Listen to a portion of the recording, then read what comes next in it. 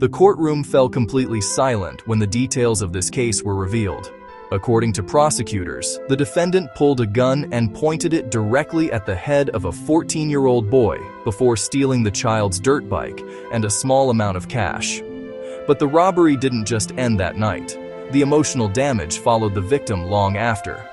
Investigators told the court that the teenager became so traumatized by the incident that he could no longer attend public school.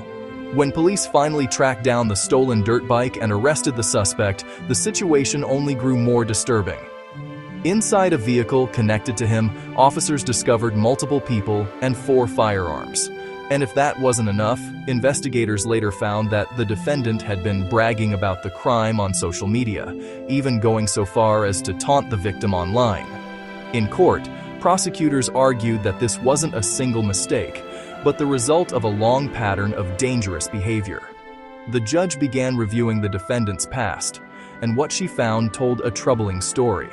Years earlier, he had been placed on juvenile probation, but he violated it again and again, eventually reaching his 7th violation before being sent to juvenile detention.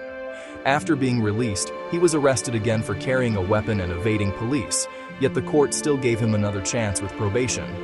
But while on that probation, he committed 3 more crimes, including the robbery that brought him back to court.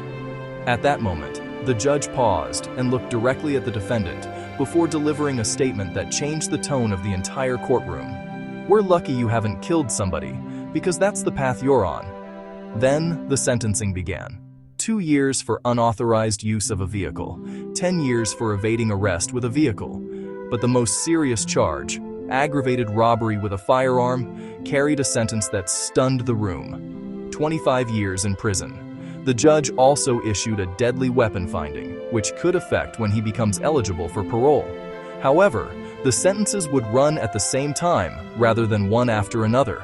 Before ending the hearing, the judge said she took no pleasure in giving such a long sentence, but after years of probation violations and escalating crimes, she believed protecting the community had to come first. Still, she reminded the young man that he would one day get out and have the chance to change his life. But this case raises a powerful question about justice, second chances, and accountability. After being given opportunity after opportunity, was a 25-year sentence the only option left? Or was it too harsh for someone so young? Let me know what you think in the comments. Your opinion might surprise people.